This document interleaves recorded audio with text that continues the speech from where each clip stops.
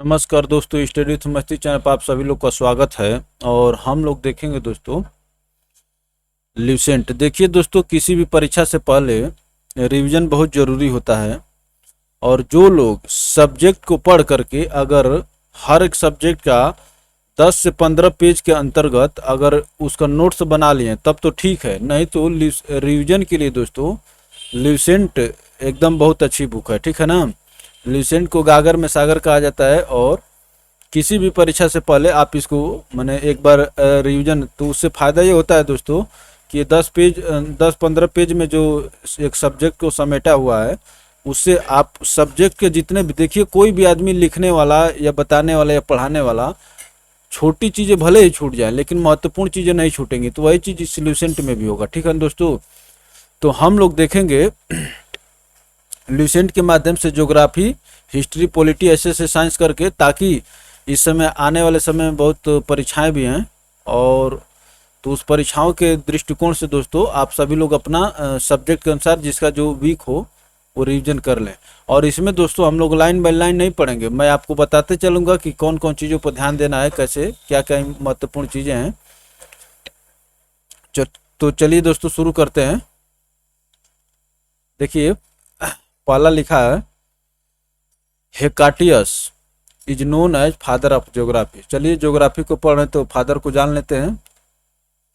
हेकाटियस is known as father of geography. His famous book is Ges Periodos, meaning there by the description of the earth. तो Hecataeus जिसको geography का father कहा जाता है, इन्होंने किताब लिखी है जेस पीरियड्स, और उसका अर्थ क्या दोस्तों, डिस्क्रिप्शन ऑफ द अर्थ। अब देखिए इसमें देखिए, Eratosthenes was the first who tried to calculate the length of the equator to calculate the circumferences of the earth. Hence he is considered as father of geodesy. He wrote a geographical treatise geographica. Treatises नहीं होगा दोस्तों, ठीक है ना, treatise इसको पढ़ेंगे यहाँ पर। तो हेकाटियस फादर ऑफ ज्योग्राफी हो गए। और ये दोस्तों अर्थ का सरकमफेरेंस माने परिमाप कैलकुलेट करने की कोशिश की, कौन, एराटोस्थेनिज। और ये बुक लिखे हैं ज्योग्राफी का। आगे चलते हैं। देखिए दोस्तों इसमें कुछ बहुत महत्वपूर्ण चीजें दिया नहीं हुआ, ठीक ना। Hipparchus was the first person who divided the circle into 360 on the basis of Assyrian mathematics. He invented astrolabe to determine the longitudes and latitudes. तो अब दोस्तों हमको अब देखना यह है कि जो पृथ्वी को दोस्तों लॉन्गिट्यूड और लेटीट्यूड्स में जो विभाजित किया है, तो ये दोस्तों हिपार्कस ने विभाजित किया। हिपार्कस दोस्तों जिसको देख रहे हैं, इन्होंने ही दोस्तों पृथ्वी को लॉन्गिट्यूड और लेटीट्यूड में डिवाइड किया है। अब देखिए एरिस्टोटल एंड प्लिनी, ये टालमे, ये दोनों महत्वपूर्ण दोस्तों, इनके खोज को देखिए और क्वेश्चन यहाँ से बन जाते हैं। Aristotle was the first thinker who wrote about the shape of the earth as being spherical on the basis of sound reasoning. तो ये पृथ्वी की शेप बताने की कोशिश की अरस्तु, जिनको हिंदी में अरस्तु कहते हैं और अंग्रेजी में एरिस्टोटल इनको लिखा जाता है। Aristotle was the first thinker who wrote about the shape of the earth as being spherical on the basis of sound reasoning. अब देखिए इन्होंने शेप बता दिया कि पृथ्वी का शेप जो है दोस्तों स्फेरिकल है। अभी ये कंसेप्ट दे रहे हैं, इनमें सही गलत भी निकल करके आएगा। Ptolemy was the most famous Roman scholar. कहाँ के थे, Roman. scholar of cartography and general geography. It was Ptolemy's articles which inspired the geographers and researchers of the great ages of discoveries 14th to 15th centuries AD to discover terra incognita or the unknown lands. ठीक है ना दोस्तों, unknown lands. चलिए आगे देखते हैं। Roman geographer Strabo considered the earth to be oblong. Roman geographer Strabo considered the earth to be oblong. Historia Naturalia is the famous book of Pliny. ये दोस्तों बता रहा है कि हिस्टोरिया नेचुरलिया जो है दोस्तों ये प्लिनी की किताब है। आगे देखते हैं। Thales was the first scholar who tried to measure the earth, जो पृथ्वी को मापने की कोशिश किए। Anaximander was the first to draw map, he is regarded as the first cartographer. Anaximander, इन्होंने मैप जो आप नक्शा जिसको कहते हैं इसको खींचने की कोशिश की, बनाने की कोशिश की अनेक्जिमेंडर। और इनको नक्शा बनाने वाले को दोस्तों अंग्रेजी में कहते हैं कार्टोग्राफर। और ये पहले कौन थे? अनेक्जिमेंडर थे। Thales and Anaximander are considered as the father of mathematical geography. Thales and Anaximander according to the history father of history. ठीक है दोस्तों, according to the father of history Herodotus. तो हिस्ट्री के फादर कौन है दोस्तों? इनको हेरोडोटस को कहा जाता है। ठीक है ना। और हेकाटियस जो थे दोस्तों ये ज्योग्राफी के फादर थे। दोनों यश से जुड़े हुए हैं। हेरोडोटस हिस्ट्री के और हेकाटियस थे दोस्तों ज्योग्राफी के। All history must be treated geographically and all geography must be treated historically. ये कह रहे हैं जो फादर ऑफ हिस्ट्री हैं हेरोडोटस, ये कह रहे हैं कि all history must be treated geographically and all geography must be treated historically. He was the first scholar who tried to draw meridians on the map.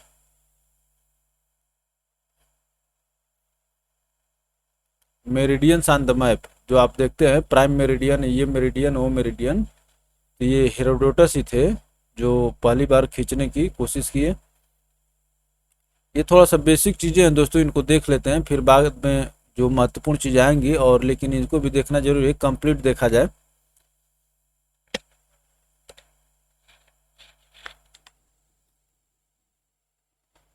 अब देखिए क्या कह रहा है। The periods from 300 AD to 1200 AD is considered as the Dark Age in the Christian countries because during this period there were no important or revolutionary thoughts or discoveries. तो 300 AD से लेकर दोस्तों 1200 AD तक Christian countries में इसको dark as के रूप में जाना जाता है। ठीक है ना, क्योंकि यहाँ पर कोई महत्वपूर्ण खोज और महत्वपूर्ण विचार नहीं थे। अब देखिए क्या कह रहा है दोस्तों। Indians contribution in geography.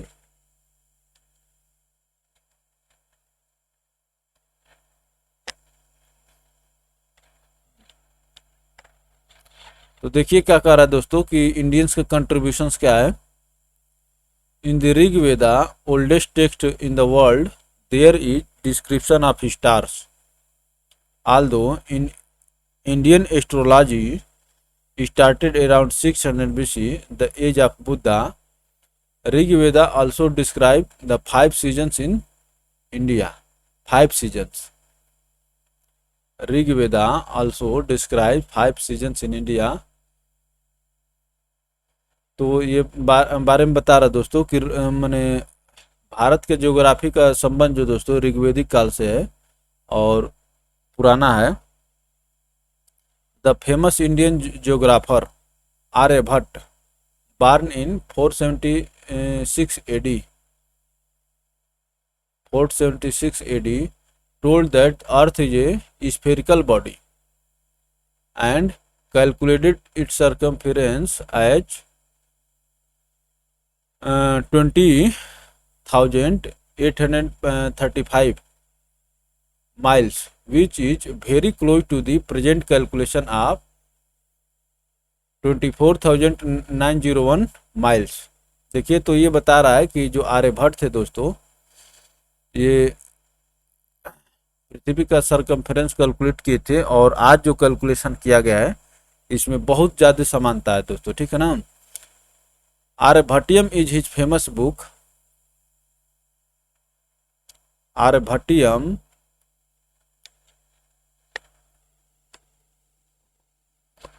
is his famous book.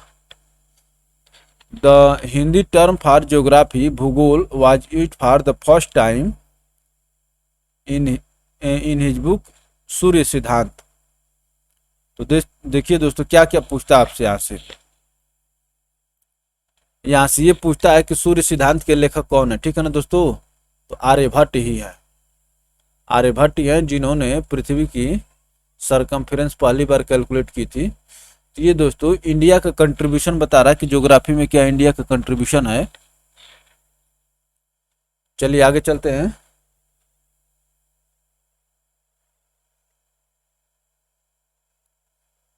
धीरे धीरे करके हम लोग सब देखेंगे दोस्तों, ठीक है ना।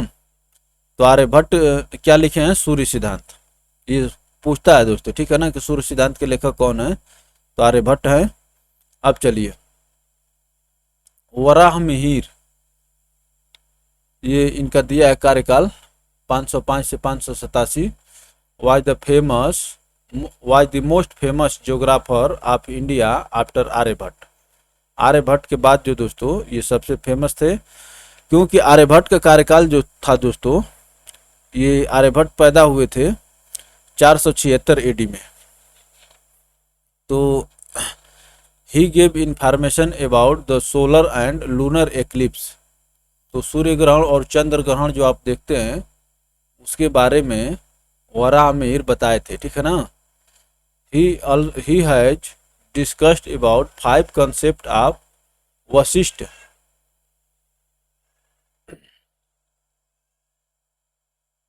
वाशिष्ठ और Paitamaha, Paulisa, Saura and Romaka in his astrological treatise in his astrological treatise Pancha Siddhantika, ठीक है ना दोस्तों।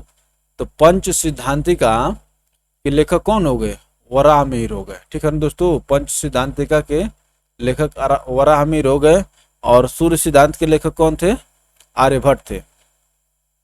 अब देखिए, ब्रह्मगुप्त रोट ब्रह्म सिद्धांत, Brahmagupta road Brahma Siddhanta and खंड काव्य। These two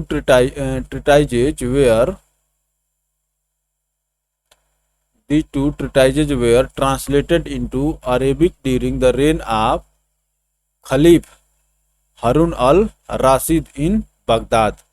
Khalif Harun al-Rashid in Baghdad. तो ये इनका दोस्तों ब्रह्मगुप्त क्या लिखे हैं, ब्रह्म सिद्धांत लिखे हैं, ठीक है ना। ब्रह्म सिद्धांत लिखे हैं और खंड काव्य लिखे हैं, और इन दोनों किताबों को दोस्तों अरेबिक में ट्रांसलेशन किया गया था। अब देखिए, भास्कराचार्य रोट सिद्धांत शिरोमणि, ये सब पूछता है दोस्तों, ठीक है ना, कि सिद्धांत शिरोमणि के लेखक कौन है, भास्कराचार्य। भास्कराचार्य रोट सिद्धांत शिरोमणि एंड कर्ण कुतूहल कैलकुलेशन ऑफ एस्ट्रोनॉमिकल वंडर्स, कर्ण कुतूहल। तो जानते हैं दोस्तों, आपको देखिए यहाँ से अभी आपको क्रोनोलॉजिकली मिलाने को कह दे तो फिर भी आप मिला सकते हैं, ठीक ना। इसी को आप आराम से देखेंगे तो बहुत कुछ सीखेंगे आप यहाँ पर। इसके द्वारा गो थ्रू एक बार होना जरूरी है, खाली चोटी याद करने से ज्योग्राफी नहीं तैयार होगी, ठीक है ना। आपको डिटेल में जाना होगा। तो पहले सबसे पहले कौन आए, आर्यभट्ट आए, उसके बाद ब्राह्मीर आए, उसके बाद ब्रह्मगुप्त आए, उसके बाद कौन दिख रहा है, भास्कराचार्य दिख रहे हैं। According to him the earth is spherical and attracts everything. Siddhanta Shiromani ये लिखे थे। By its force of gravitation. Lilavati and Bija Ganita, देखिए थोड़ा सा प्रोनाउंसिएशन में दिक्कत होगी तो आप उसको, क्योंकि प्रोनाउंसिएशन आपको आना चाहिए दोस्तों, ठीक ना। Lilavati and Bija Ganita are his famous books on mathematics. तो अब देखिए यहाँ से आप क्या क्या सीखे।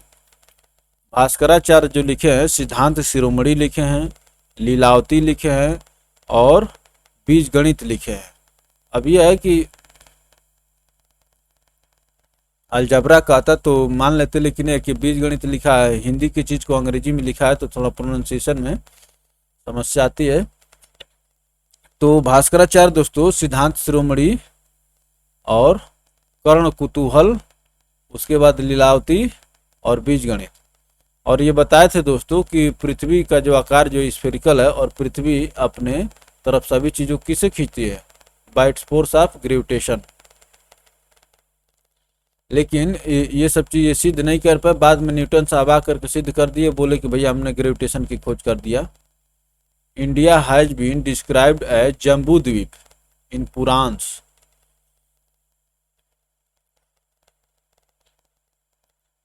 The eastern coast of India had been called Mahendra मलाई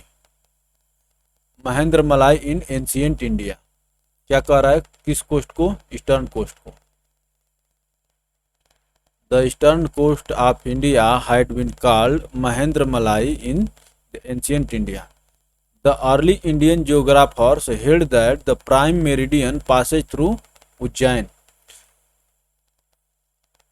तो उन्होंने बताया कि प्राइम मेरिडियन जो है दोस्तों उज्जैन से जाती थी। आज आप देखते हैं कि 82.5 डिग्री जो गुजरती है तो ये भारत का माना गया है।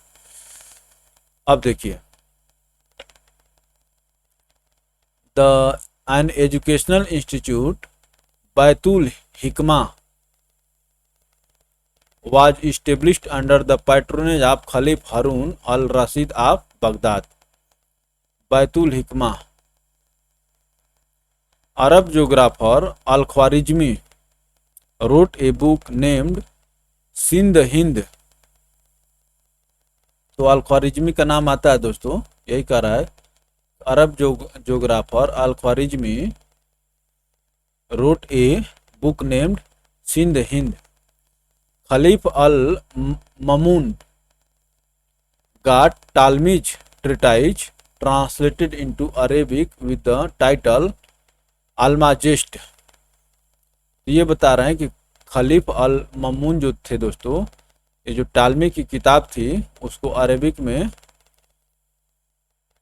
got Talmud treatise translated into Arabic with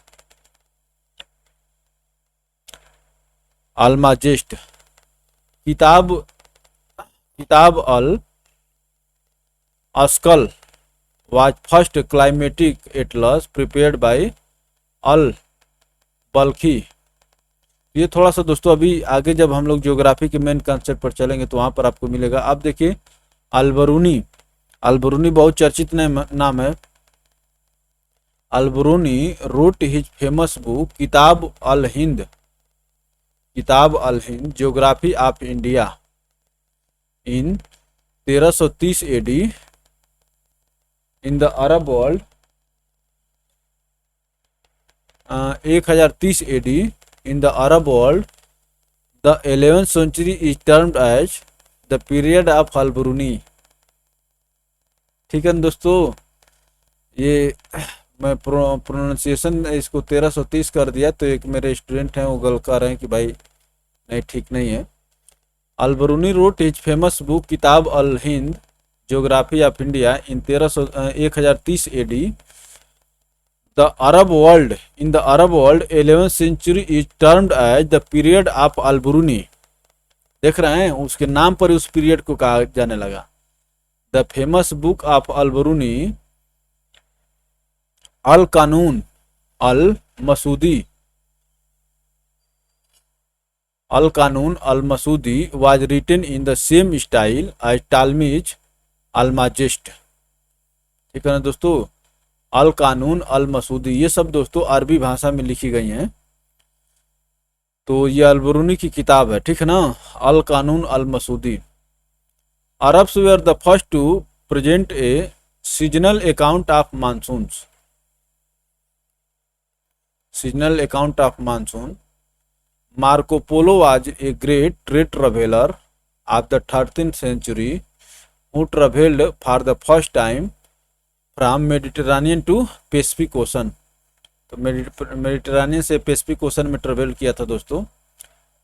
ये मार्को पोलो भी बहुत चर्चित नाम है और 13वीं सेंचुरी का ये ट्रेवलर हैं।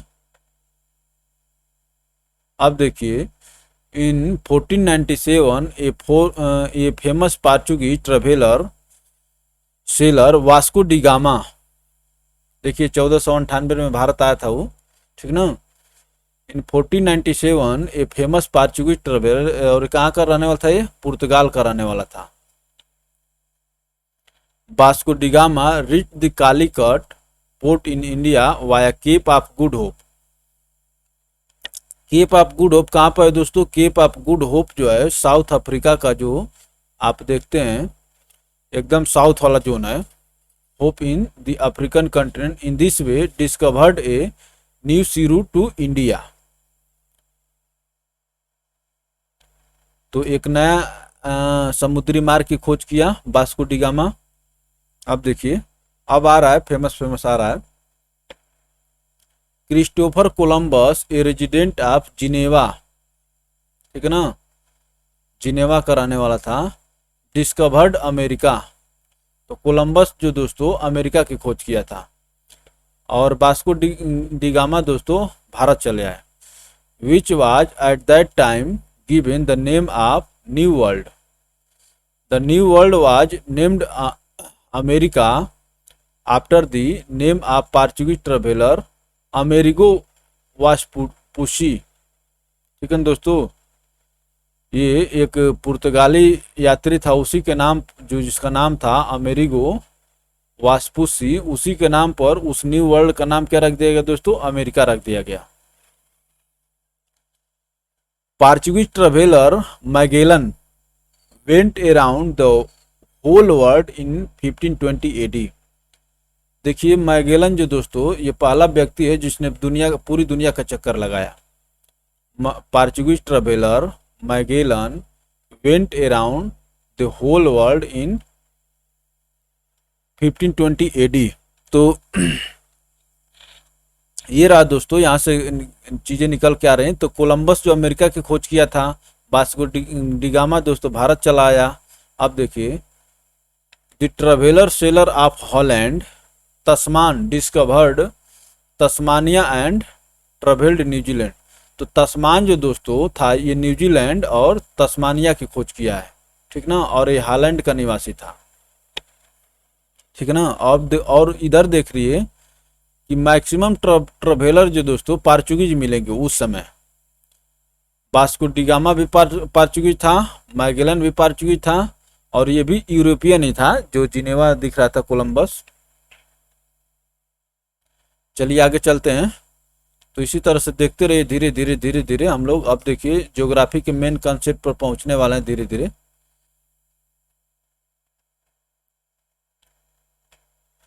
The English sailor Captain James Cook, इनका भी नाम आता है, ट्रेवल्ड राउंड अंटार्कटिका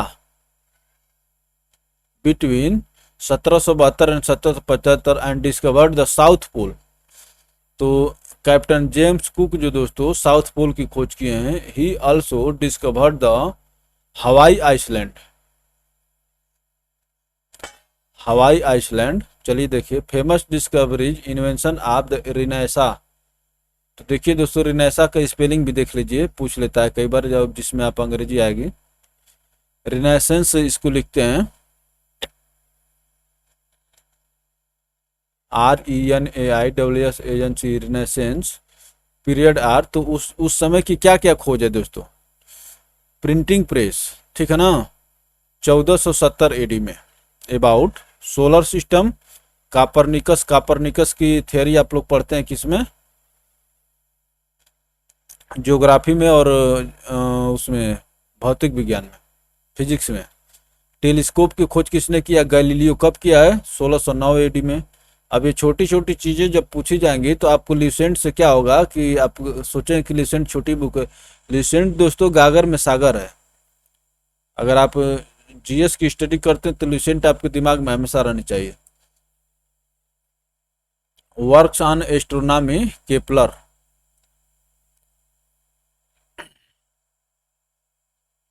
अब देखिए क्या कह रहा है, spheroidal shape of the earth Newton खोजे हैं, ठीक है ना, spheroidal shape of the earth Newton.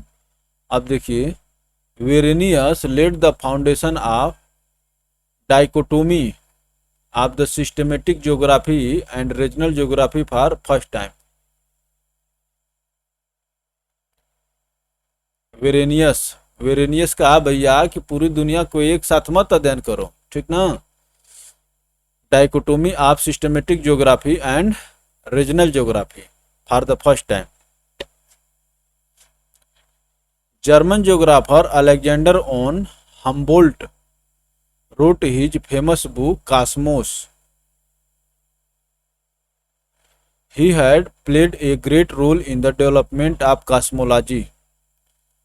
Humboldt was first person who gave an idea to construct a canal across the Panama Isthmus. ठीक है ना दोस्तों,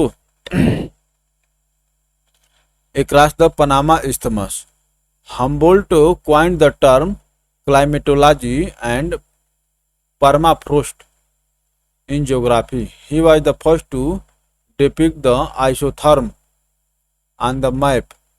Due to such a great contribution, Humboldt is called father of climatology.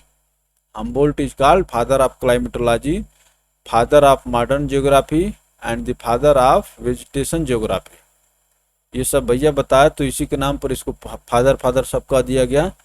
तो अभी आपसे पूछ लेगा दोस्तों कि क्लाइमेटोलॉजी के फादर कौन है, तो हम्बोल्ट बोलिए। अलेक्जेंडर वन हम्बोल्ट इनका पूरा नाम था। ये जो देख रहे हैं ये इनका पूरा नाम है। German geographer Ratzel is considered as the father of political geography and human geography. Ratzel भी कह सकते हैं, लेकिन टी को साइलेंट करना होगा यहाँ पर। His famous book is anthropogeography. In his book his thoughts are identical with the Darwinian theory of evolution. Rathzel is also the father of Lebensräume concept. Lebensräume is the geographical region where different species evolve. तो देखिए क्या कह रहा है, Lebensräume is a geographical region where different species evolve. In his political geography, he compared the state with the organism and held that expansion of boundary of a need to fulfill natural biological need, and held that expansion of boundary is a need to fulfill natural biological need. French geographer Vidal de Balache was the founder of possibilism. अब ये छोटे छोटे theory हैं दोस्तों, concept हैं। देखिए theory वाले में हो सके आपको मन न लगे, लेकिन ये पूछता है दोस्तों, थियरी से ही प्रैक्टिकल निकल करके आता है, ठीक ना। French geographer Vidal de la Blache was the founder of possibilism. He is considered to be the real founder of human geography. ये ज्योग्राफी कई चीज़ों में बढ़ती है दोस्तों, आगे इसका अध्ययन किया जाता है। तो ये अब देखिए, इसको ह्यूमन ज्योग्राफी का फादर कह दिया गया, पॉसिबिलिज्म का सिद्धांत दिए Blache. British geographer Mackinder gave the famous concept of political geography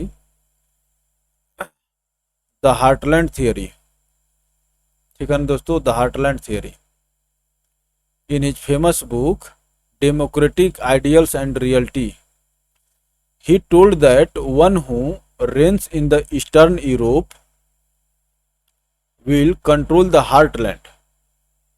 One who reigns in the heartland will be able to determine the circumference of the heartland and will have control over the continent. And one who reigns in the continent controls the whole world. देख रहे हैं, ये बता दिए कि भैया whole world को the British geographer, तो ब्रिटिश है ये हैं, ये पूरे होल वर्ल्ड पर शासन किए हैं लोग, तो ऐसी थियरी देंगे ये लोग। ठीक ना। British geographer Mackinder gave the famous concept of political geography. और भैया बताए कि कौन कौन कहाँ शासन करेगा, तो जो यूरोप के हार्टलैंड में शासन करेगा, यहाँ पर बोले हैं ना, eastern Europe will control the heartland, and who reigns in heartland will be able to determine the circumferences of the heartland and will have control over the continent, and who reigns in the continent controls the whole world। अभी यही statement दे करके अब पूछ लेगा कि इसने ये किसने कहा है, तो फिर आदमी ऊपर नीचे ताकने लगेगा। ठीक है ना दोस्तों। American geographer Carl Sager is considered as father of cultural geography. Carl Sager is considered as the father of cultural geography. The British geographer Herbertson has divided the world into 15 natural regions. ये पूछ लेता है, नाम देकर के पूछ लेगा कि हर्बर्टसन ने पूरे दुनिया को कितने नेचुरल रीजन्स में डिवाइड किया है, तो 15 नेचुरल रीजन्स में डिवाइड किया है, on the basis of mutual relation between physical features, climates and vegetation. Therefore he is considered as the father, the first person who studied the natural geography. ठीक है दोस्तों। तो ये था कंसेप्ट और थियरी। अब भैया जिसको आपकी तलाश थी, हो सके कंसेप्ट थियरी में बहुत लोग को मन न लगे, लेकिन अब यहाँ से शुरू होगा जो आप सामान्यतः पढ़ते आए। ठीक ना। तो हम लोग देखे कि हर्बर्टसन जो दोस्तों नेचुरल ज्योग्राफी और ये पूरी दुनिया को 15 जो जोन में विभाजित किए हैं दोस्तों। क्या कह रहे हैं, आप जानते हैं यूनिवर्स, तो आप जानते हैं ना, study of universe is known as cosmology. Universe is commonly defined as the totality of the everything that exists including all physical matters and energy, the planets, stars, galaxies and the content of intergalactic space. तो आप जितना देख रहे हैं दोस्तों ना, ये सब कुछ यूनिवर्स के अंतर्गत आता है, जिसको आप हिंदी में क्या कहते हैं, ब्रह्मांड। And study of universe is known as cosmology. ये भी पूछता है भाई, हर एक चीज का स्टडी पूछ ही सकता है, पूछता है। The study of universe is known as cosmology. Cosmos means universe and logos means science. ठीक ना दोस्तों। तो ये हो गया कॉस्मोलॉजी दोस्तों, यूनिवर्स का स्टडी है। चलिए आगे चलते हैं। धीरे धीरे एक बार इससे गो थ्रू हो जाइए। आगे देखिए बिग बैंग थियरी, मिल्की वे, फलाना ढेकना सब आएगा। अब देखिए यूनिवर्स आप समझ गए, मैंने जितना भी सब कुछ देख रहे हैं, जिसमें जो रह रहे हैं, सब कुछ यूनिवर्स के अंतर्गत आता है। ठीक है ना। Totality of everything, universe is commonly defined as the totality of everything that exists including all physical matters and energy, the planets, stars, galaxies planet, star, galaxy ये सभी यूनिवर्स के अंतर्गत आते हैं। दोस्तों, earth is also a planet on which you are living. जिस पृथ्वी पर आप रह रहे हैं वो भी एक ग्रह है, ठीक है ना। अब देखिए क्या कह रहा है, ए Galaxy is a vast system of billions of stars. तो गैलेक्सी में क्या होते हैं दोस्तों, बहुत ज़्यादा माने स्टार्स होते हैं। जितने स्टार्स हैं वो गैलेक्सी के अंतर्गत आते हैं। और क्या है, बिलियंस ऑफ स्टार्स। और स्टार किसको कहते हैं, जिसके पास अपनी माने ऊर्जा प्रोड्यूस करने की क्षमता होती है। जैसे सूर्य, सूर्य क्या है, सूर्य एक तारा है। सन जो है दोस्तों, sun is a star, sun is a star, ठीक है ना। Galaxy is a vast system of billions of stars which also contain a large number of gas clouds, mainly of hydrogen gas, ठीक ना, and dust isolated in space from similar systems, and dust isolated in space from similar systems. There are about 100 billion galaxies. ये about बोला है, about का मतलब होता है लगभग, इन द यूनिवर्स। तो यूनिवर्स में बहुत सारी गैलेक्सीज हैं, ठीक है ना। ये सब कुछ हो गया, यूनिवर्स हो गया, यूनिवर्स के अंतर्गत गैलेक्सीज हैं। अब देखेंगे कि हम लोग किस गैलेक्सीज के अंतर्गत हैं। जो पृथ्वी पर जिस पर हम लोग रह रहे हैं, जानेंगे, जानना जरूरी है ना, पूछता है।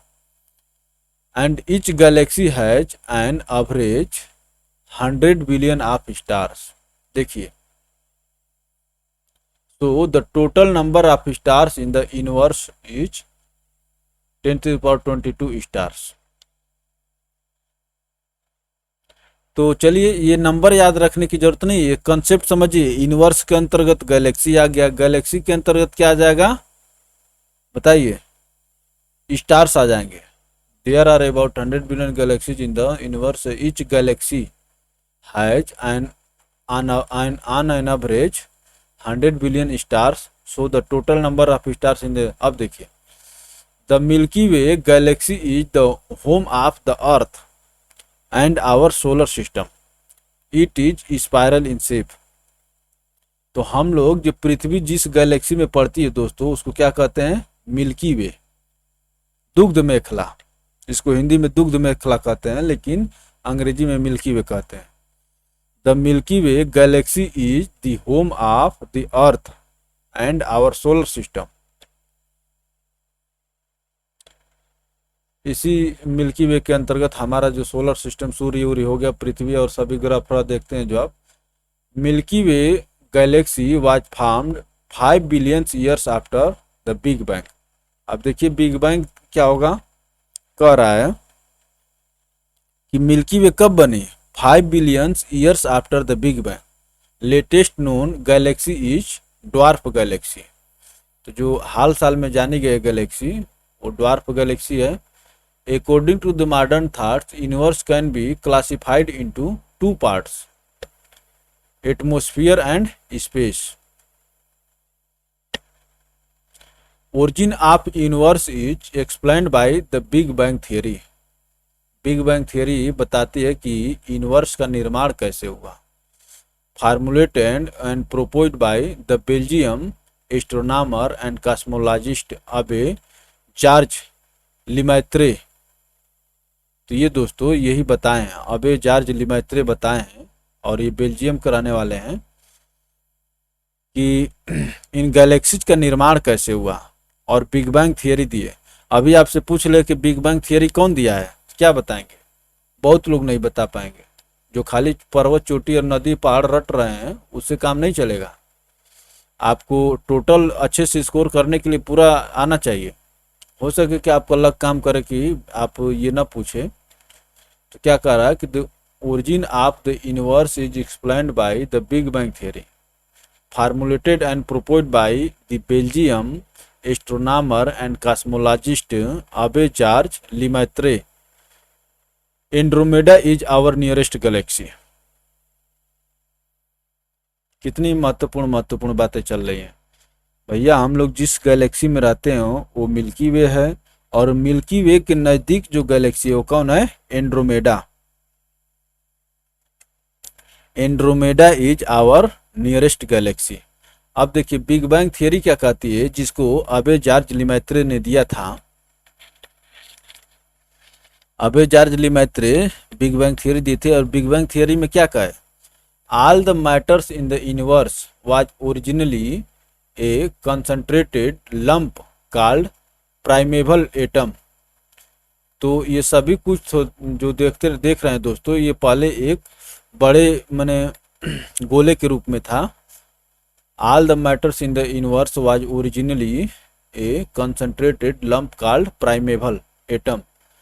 Big Bang was an explosion that occurred 15 billion years ago, जो 15 बिलियन ईयर्स एगो हुआ था, leading to the formation of galaxies of stars and other cosmic bodies.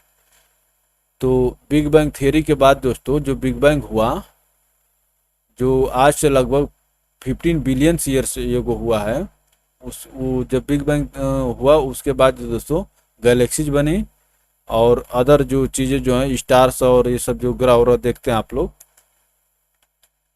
Since then all the galaxies have been flying away from one another causing expansion of the universe. वो कह रहा है कि तब से हर एक गैलेक्सीज अपने आप में बढ़ रही है, आगे बढ़ रही है, और यूनिवर्स का आकार बढ़ रहा है, ठीक है ना।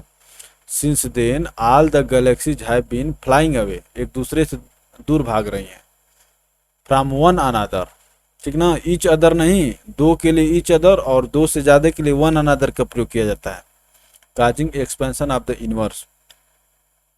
अब देखिए theories regarding the origin of universe. तो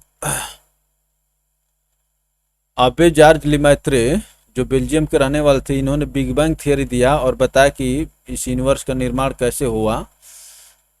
लेकिन इनके अलावा और भी ज्योग्राफर थे जिन्होंने दिया है। तो बिग बैंग थियरी दिया है जॉर्ज लिमैत्रे,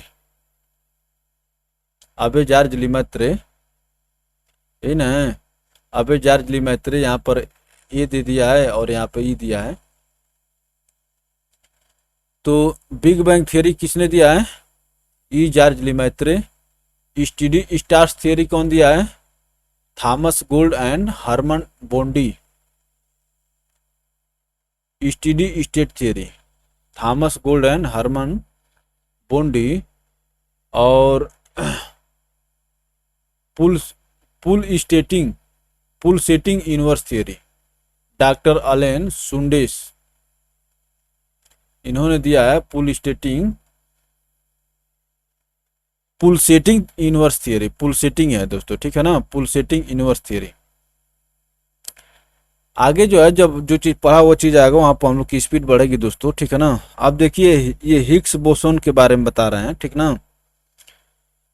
और हिग्स बोसोन बहुत चर्चा में रहा है, और इसको मैं आपको बता देता हूँ हिग्स बोसोन क्या है। This mega experiment will unravel, मैंने खोलेगा, the unsolved mysteries related to the origin of the universe which is so far known as dark matter, dark energy, extra dimension, Higgs boson and God particle। तो इसको बहुत चर्चा में किया है दोस्तों, जिसे basically through this mega experiment the scientist try to repeat the phenomena which occurred prior to 15 billion years ago known as Big Bang in the field of science। It is now considered as big Higgs boson, which is known as God particles, in which mystery of the universe exists because it is also considered as the most basic unit। तो दोस्तों इसमें कुछ दिया नहीं है, हम लोग चलेंगे, ठीक ना। और हिग्स बोसोन और गॉड पार्टिकल्स के बारे में आप लोग जानते हैं, नहीं जानते हो तो देख लेंगे। चलिए आगे चलते हैं।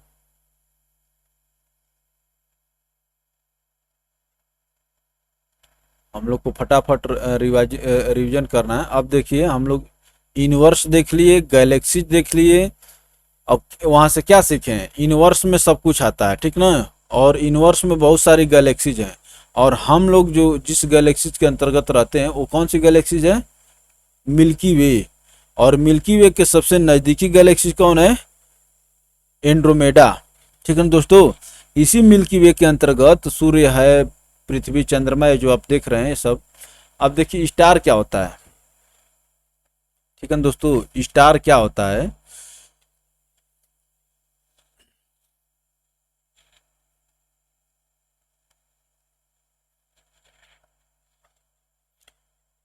तो clumps of dust and gas in a nebula come together due to gravity and forms stars.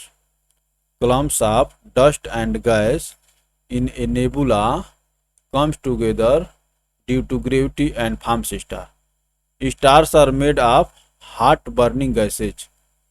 ठीक है ना दोस्तों, जो तारे हैं वो धधकती हुई गैसों के गोले हैं। क्या कर रहा है?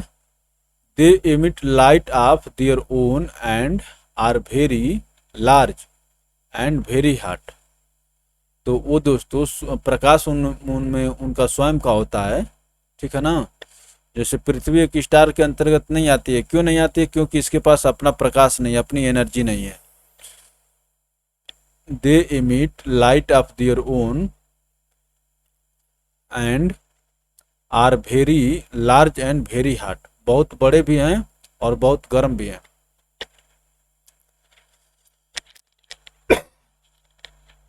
क्या कह रहा है? Light takes about 4.3 year to reach us from the next nearest star Proxima Centauri. देखिए एक एक चीज तो अभी तो खुल रहा है। हमारी जो मिल्की वे गैलेक्सी है दोस्तों, इसके नियरेस्ट गैलेक्सी कौन सी है? एंड्रोमेडा। और सबसे हमारे नज़दीक जो तारा है दोस्तों वो सूर्य है। लेकिन सूर्य के बाद जो सबसे नज़दीकी तारा है वो कौन सा है? Proxima Centauri. और आप जानते हैं कि सूर्य से प्रकाश को पृथ्वी पर आने में कितना मिनट का समय लगता है दोस्तों? लगभग 8 मिनट का समय लगता है। लेकिन जो सूर्य के बाद जो तारा है प्रॉक्सिमा सेंचुरी, प्रॉक्सिमा सेंचुरी से दोस्तों प्रकाश आने में 4.3 ईयर्स लग जाते हैं, अर्थात 4.5 साल लग जाएंगे। ठीक है ना। Light takes about 4.3 years to reach us from the next nearest star Proxima Centauri. तो खुला ना, ये हो गया आपका यूनिवर्स। यूनिवर्स के अंदर गैलेक्सीज, इसी प्रकार से जो गैलेक्सीज हैं, इसी में आपकी एक गैलेक्सी कौन है? मिल्की वे। ठीक है दोस्तों, और इस मिल्की वे के अंतर्गत ही हम लोग रहते हैं। ठीक है ना। तो धीरे धीरे चीजें खुल रही हैं। अब देखिए सोलर सिस्टम के बारे में हम लोग देखेंगे। और सोलर सिस्टम के बारे में दोस्तों ये हम लोग, मैं महत्वपूर्ण चीजें कहाँ दी हुई मैं आपको बताता हूँ। ठीक है ना। देखिए ये हो गए आपके सूर्य जी, बुध, शुक्र, पृथ्वी, मंगल, बृहस्पति, शनि, अरुण, वरुण। ठीक है ना दोस्तों। तो इसको अंग्रेजी में देख लीजिए, Mercury, Venus, Earth, Mars, Jupiter, Saturn, Uranus, Neptune. तो इसको एक बहुत अच्छा ट्रिक भी है जिसको बताएंगे। माई वेरी एफिशिएंट मदर आता है, वो एनसीईआरटी में दिया हुआ है। तो इसको दोस्तों इसी क्रम में आप याद करेंगे, mercury, Venus, Earth, Mars, Jupiter, Saturn, Uranus and Neptune. क्योंकि ये पूछ लेता है कि सूर्य से बढ़ते हुए दूरी के क्रम में पूछता है। वो तो बाद में हम लोग देखेंगे कि भाई किसका शेप बड़ा है, ये नहीं कि जो पहले वो उसका शेप बड़ा है।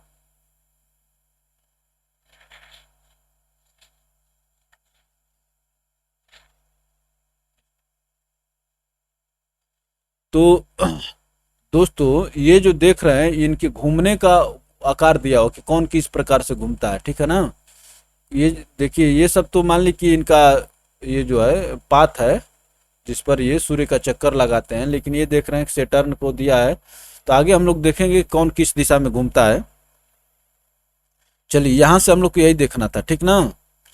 और आगे जो दोस्तों यहाँ पर देखिए, in solar system the planet nearest to the sun is mercury.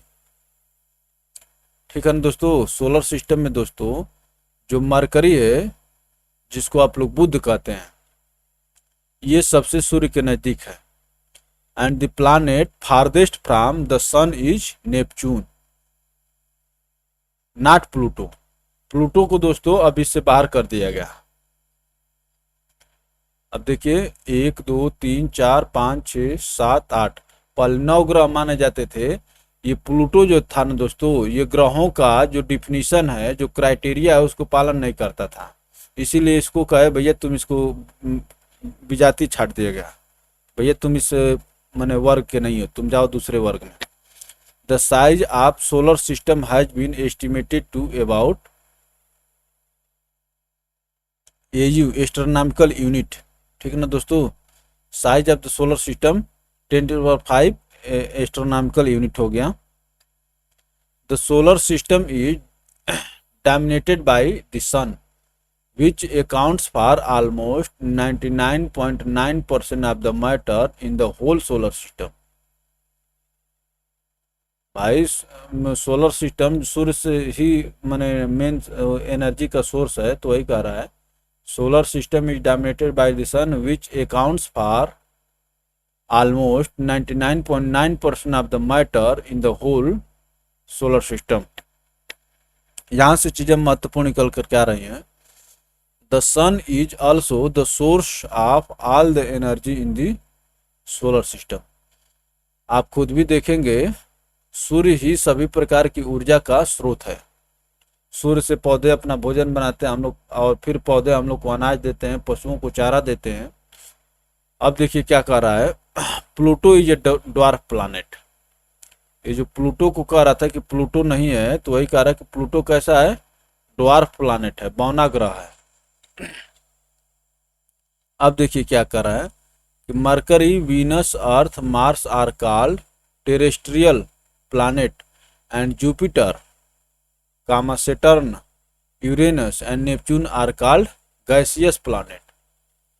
तो आप ये जो शुरू के 4 देख रहे हैं, किनको किनको, मार्स तक, इनको कहा जाता है दोस्तों जैसे जमीन से मिट्टी से बने हुए हैं। आप पृथ्वी पर ही रहे देख रहे हैं, तो इसीलिए इनको टेरेस्ट्रियल प्लैनेट कहा जाता है। और इन चारों को दोस्तों गैसियस प्लैनेट कहा जाता है। ठीक है ना, जुपिटर, वो यही चीज यहाँ पर कह रहा है। Mercury, Venus, Earth and Mars, ये 4 जो है दोस्तों, इनको क्या कहते हैं, आर कॉल्ड टेरेस्ट्रियल प्लैनेट्स। ये पूछा हुआ है क्वेश्चन।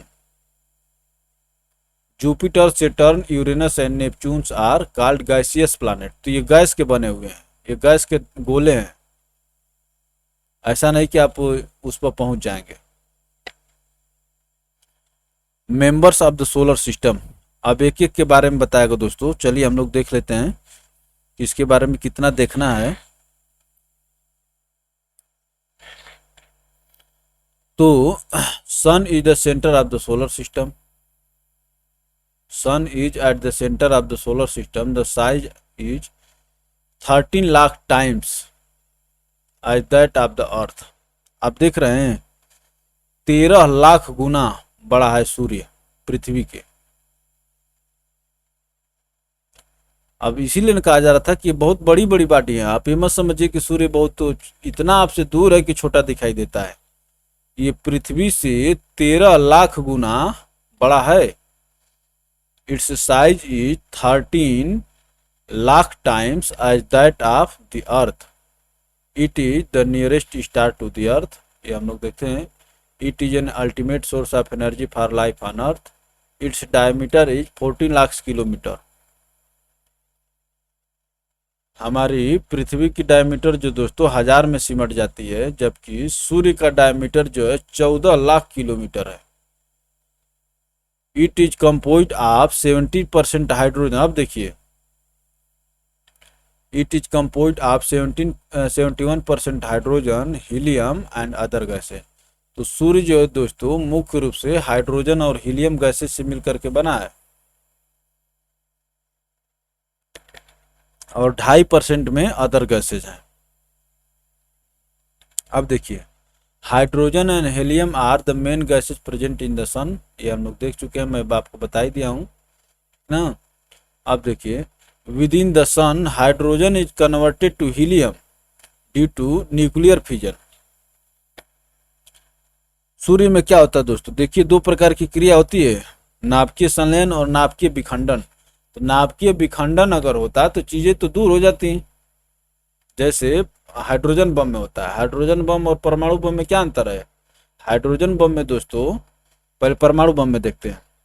परमाणु बम में चीजें एक दूसरे से दूर हटती हैं और हाइड्रोजन बम में संलयन होता है, एक दूसरे के नजदीक आती हैं। तो वही कह रहा है कि सूर्य में जो हाइड्रोजन और हीलियम है ना दोस्तों, हाइड्रोजन हीलियम में कन्वर्ट हो रही है, हाइड्रोजन से हीलियम बन रहा है, ठीक है ना। और ये किस माध्यम से हो रहा है? फ्यूजन के माध्यम से हो रहा है। A tremendous amount of heat and light, ठीक ना, due to nuclear fusion release का मतलब कि छोड़ते हैं, देते हैं, releasing a tremendous amount of heat and light. It has a surface temperature आप इतना केल्विन या इतना किलो डिग्री सेल्सियस। आप जानते हैं कि डिग्री सेल्सियस में जब 273 जोड़ देंगे तो केल्विन बन जाएगा, तो इसलिए 57 है, ये 55 है। तो सूर्य का तापमान लगभग दोस्तों 5500 डिग्री सेल्सियस है। आप खाना बनाते हैं दोस्तों तो 100 डिग्री सेल्सियस पर खाना बन जाता है। यही कारण है कि आज तक कोई सूर्य तक नहीं पहुंच पाया। सूर्य तक पहुंचने से पहले चीजें जल करके राख हो जाती हैं, चाहे कोई भी हो, चाहे लोहा भेजिए या मिट्टी भेजिए, सब कुछ जल जल पिघल के खत्म हो जाता है। तो चलिए आगे चलते हैं, इससे आपको अंदाजा होगा कि ये सब बॉडीज कैसे काम करती हैं। अब देखिए, the temperature at the centre is around, देख रहे हैं पृथ्वी के सन के सेंटर में जो टेम्परेचर है, ये जो 5500 डिग्री सेल्सियस देखे हैं दोस्तों ना, ये जो है उसके आउटर सरफेस है। लेकिन उसमें चले जाएंगे तो लगभग ये इकाई दहाई सैकड़ा हजार 10,000 लाख 10 लाख करोड़ 1,50,00,000 डिग्री सेल्सियस। इतना तो हम लोग को कहने में और पढ़ने में मैंने बहुत ज़्यादा लग रहा है। 1,50,00,000 डिग्री सेल्सियस उसके सेंटर का तापमान है। एकदम हड्डी मड्डी सब पिघल करके पानी बन जाएगा। Shining surface of the sun is called photosphere. ये पूछा जाता है कि जिस चीज को आप देख रहे हैं सूर्य के चमकते हुए, उसको क्या कहते हैं? फोटोस्फीयर कहते हैं। It appears like a disc, radiates energy and act as a source of energy. तो ये इसी फोटोस्फीयर से दोस्तों हम लोग को ऊर्जा मिलती है। Outer layer of sun's atmosphere made up of thin hot gases called corona. तो दोस्तों outer layer of sun's atmosphere, जैसे हम लोग के एटमॉस्फेयर है दोस्तों, तो सूर्य के आसपास जो गैसेज हैं दोस्तों उनको कोरोना कहा जाता है। Outer layer of sun's atmosphere made up of thin hot gases is called corona. Corona is visible only during a total eclipse of the sun. ये देखिए, कोरोना का केवल तभी देख सकते हैं जब सूर्य ग्रहण लगता है, ठीक है ना। Corona is visible only during a total eclipse of the sun or with a special solar telescope called coronography. या तो सूर्य ग्रहण के समय देख सकते हैं आप, ठीक है ना, या इसके लिए एक अलग टेलीस्कोप आती है, उसके माध्यम से देख सकते हैं। जो सूर्य के सतह के आसपास जो गैसें हैं उनके बारे में बात कर रहा है। The planets travels with the sun through millions of stars in our galaxy at a speed of kilometer per hour। क्या कर रहा है? The planet travels with the sun through millions of stars in our galaxy at a speed of about 70,000 kilometre per hour. इतने तेजी से चक्कर लगाते हैं दोस्तों। The sun is about 150 millions kilometre away from the earth. 150 million kilometre earth से दूर है सन। देखिए यहां से निकल के आया, light takes about 8.5 minute to reach the earth from the sun. तो सूर्य से पृथ्वी तक आने में प्रकाश को कितना समय लगता है? लगभग 8.5 मिनट। ये महत्वपूर्ण चीज है, ये पूछता भी है। अब देखिए ग्रह किसको कहते हैं दोस्तों? These are opaque. दो चीजें होती हैं, ट्रांसपेरेंट एंड ओपेक। तो ओपेक उसको कहते हैं दोस्तों जब आप जानते हैं कि जिस चीज से आप एक साइड से दूसरे साइड ना देख पाए। These are opaque bodies which continuously revolve around and are lighted by the sun. जो सूर्य का समय हमेशा चक्कर लगाते हैं और सूर्य उनको प्रकाश देता है, उन्हीं को ग्रह कहते हैं और ओपेक होते हैं।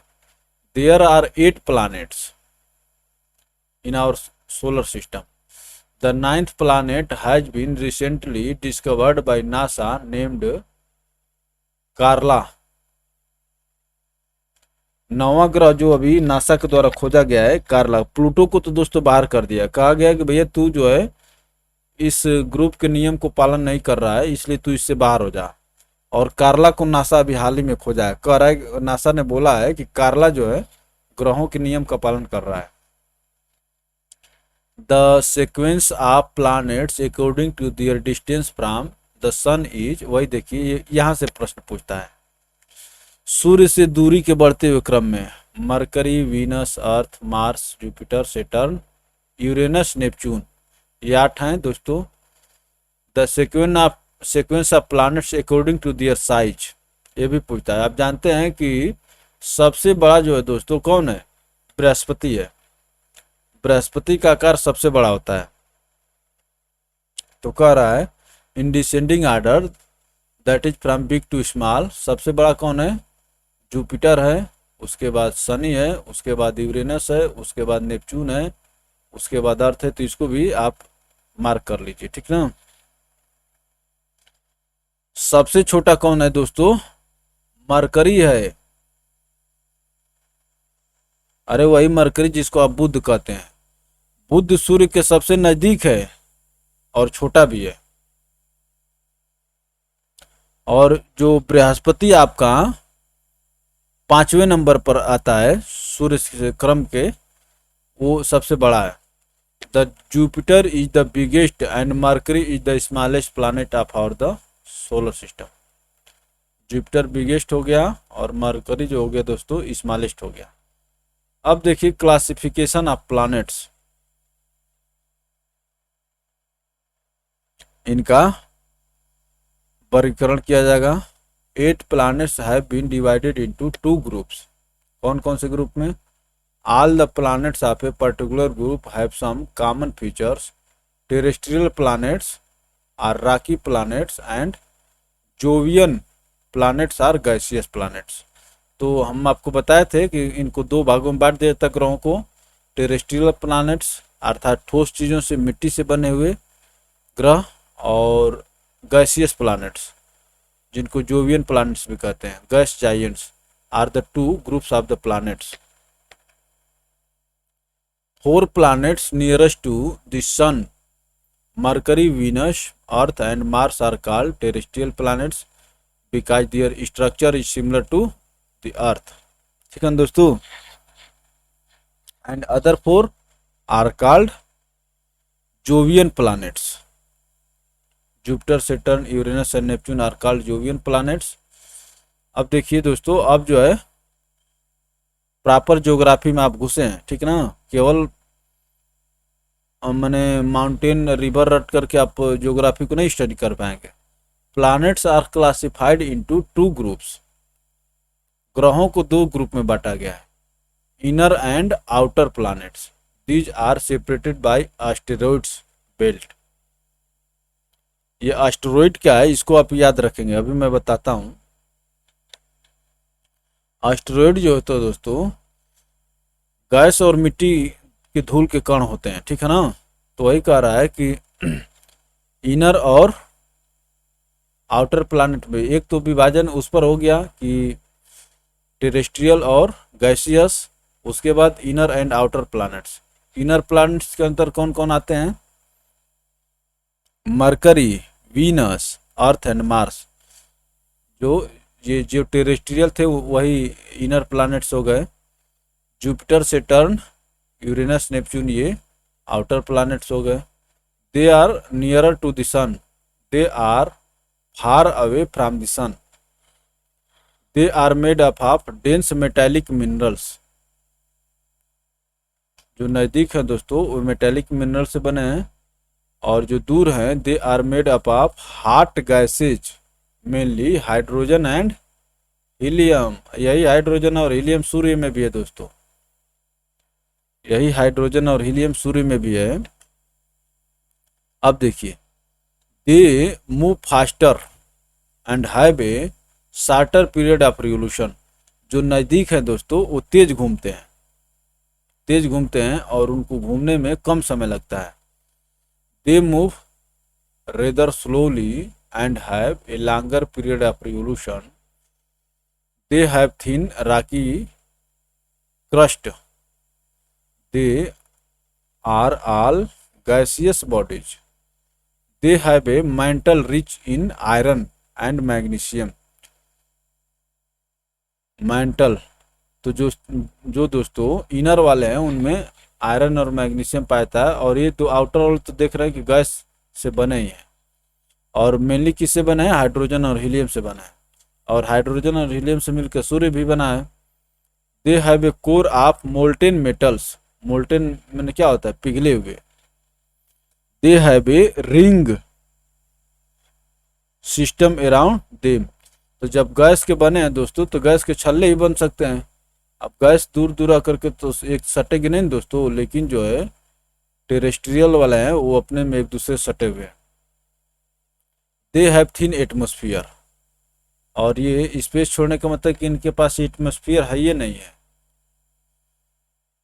दे have very few natural satellites or moons or no satellites. तो जो इनर वाले हैं दोस्तों, जैसे सूर्य क्या है? चंद्रमा एक उपग्रह है, और उपग्रहों को दोस्तों मून भी कहते हैं, ठीक है ना।